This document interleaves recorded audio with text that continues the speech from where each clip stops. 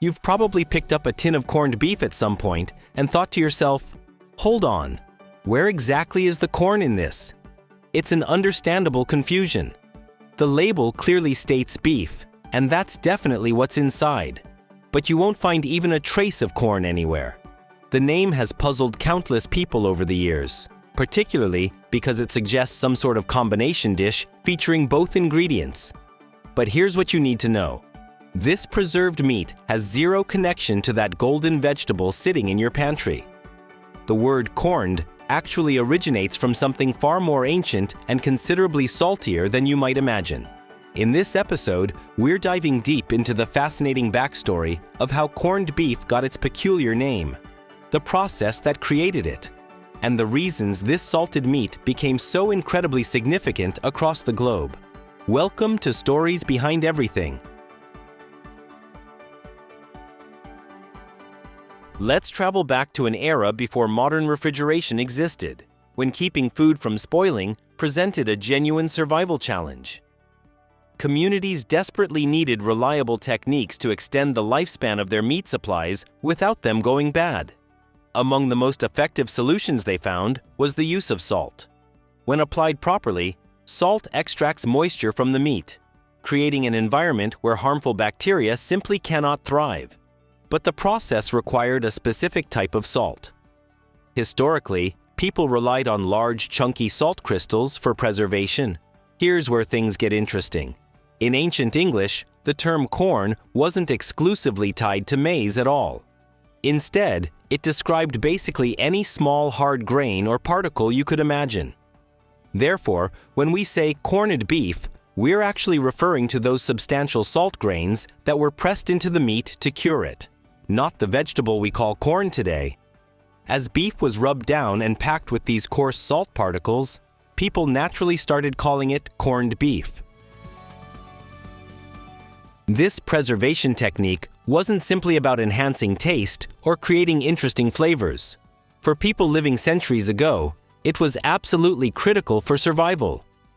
Without any form of refrigeration available, salting represented the primary method for keeping meat safe to consume during extended sea journeys or brutal winter months. Corned beef gained particular prominence throughout regions like Ireland and England, where salt curing was deeply integrated into daily food preparation practices. By the time the 1600s rolled around, Irish corned beef had established itself as a major export commodity, shipped extensively throughout Europe and even making its way across the Atlantic to the Americas.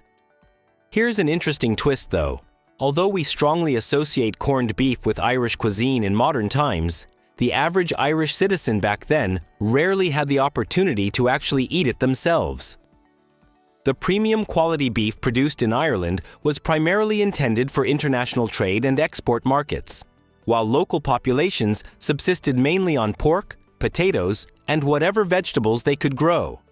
The Irish corned beef tradition we recognize today actually became more established among Irish immigrant communities in America, where they finally had access to affordable beef that their ancestors had once prepared for wealthy foreign buyers. When we jump ahead to the 1800s, massive waves of Irish immigrants were flooding into the United States, escaping famine and seeking better opportunities. These newcomers carried their culinary heritage and food preservation knowledge with them, though they quickly learned to work with whatever ingredients were readily available in their new home. In crowded American cities, pork had become surprisingly expensive and difficult to obtain, while beef was abundant and remarkably cheap. Jewish delicatessens in New York were already producing their own style of salt-cured beef, which struck a familiar chord with Irish immigrants who recognized similarities to the corned beef they remembered from Ireland. These two distinct food traditions gradually merged together, and before long, corned beef paired with cabbage emerged as the signature meal for Irish-American families, particularly celebrated during St. Patrick's Day festivities. The irony here is striking.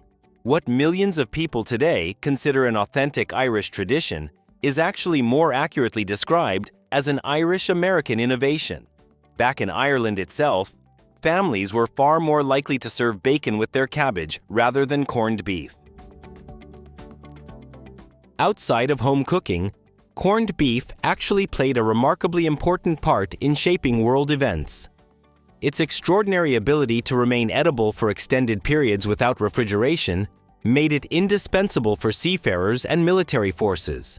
Throughout the great age of maritime exploration, preserved meats, including corned beef, were absolutely vital on vessels that might spend many months continuously at sea without touching land. During the 1700s and 1800s, the British Royal Navy depended enormously on salted beef and pork supplies, which sustained sailors through lengthy expeditions and numerous military operations. Moving forward in time, when the First and Second World Wars erupted, tinned corned beef became an incredibly practical provision for troops in the field. It required no refrigeration, needed minimal preparation, and could withstand virtually any environmental conditions imaginable. That distinctive rectangular tin we all recognize wasn't designed randomly. The shape was specifically engineered to maximize efficiency in shipping, stacking in storage facilities, and opening quickly in combat situations. What we regard as ordinary pantry food today once served crucial strategic and logistical functions in wartime. As decades passed, corned beef gradually incorporated itself into culinary traditions, extending far beyond Britain, Ireland, or America. Throughout the Caribbean islands, it became a fundamental component in preparations like bully beef served with rice. In the Philippines, corned beef emerged as a beloved breakfast item, typically pan-fried with onions and served alongside garlic-fried rice and eggs, providing comfort to countless families. Across Latin American countries, you'll discover corned beef tucked inside empanadas and layered in hearty sandwiches. Meanwhile, in Hong Kong, local breakfast establishments routinely add it to their signature macaroni soup dishes. Every culture that encountered this straightforward preserved meat found creative ways to adapt it according to local tastes and preferences. Despite beginning as a basic preservation solution, corned beef evolved into an internationally recognized ingredient with distinctive regional variations wherever it traveled. In contemporary times, when someone mentions corned beef, they might actually be referring to two somewhat different products depending on geographical location. Throughout the United States, the term typically describes the brined, rosy-colored beef brisket traditionally served with cabbage, tender, moist, and carved into slices from a freshly prepared cut. However, in numerous other nations worldwide, corned beef primarily means the canned product, consisting of shredded, seasoned beef compressed into those characteristic rectangular containers. Both versions stem from the identical fundamental concept of preserving beef through salt curing, but the tinned variety undergoes cooking, pressing, and hermetic sealing to achieve its lengthy shelf stability. The fresh style, conversely, goes through brining and boiling processes that maintain more of the original texture and robust flavor. Regardless of which type you encounter, both ultimately owe their name and distinctive taste to those rough salt crystals that initiated the entire tradition many centuries ago. The next time you're opening a can of corned beef or enjoying it served alongside cabbage at a restaurant, take a moment to remember that its name has absolutely nothing to do with the corn vegetable we're familiar with today. The name functions as a linguistic artifact from a bygone era when the word corn simply indicated any small grain or particle. Throughout the centuries, the English language underwent significant transformations. The term corn gradually became specifically linked to maize exclusively. Yet somehow, the historical name persisted. This explains why it creates confusion in our modern context. It serves as evidence of how food terminology can preserve historical information just as effectively as salt preserves meat itself. Even though our contemporary understanding of the word corn has completely changed, the wonderfully savory beef that bears this name has remained essentially unchanged. So what's the answer to why it's called corned beef when there isn't any corn involved? Because hundreds of years ago, those substantial salt granules were the corns that kept the beef preserved and edible long before anyone dreamed of electric refrigeration. What started as a straightforward technique for food preservation eventually transformed into a beloved comfort food, a testament to human ingenuity and a culinary connection linking diverse cultures across continents. From Irish export warehouses to American delicatessens and Filipino breakfast tables, corned beef has traveled a remarkable journey, all because of a single word that shifted its meaning as language evolved. It's fascinating how language, much like cuisine itself, can transform over time while still retaining a small flavor of historical memory in every single bite.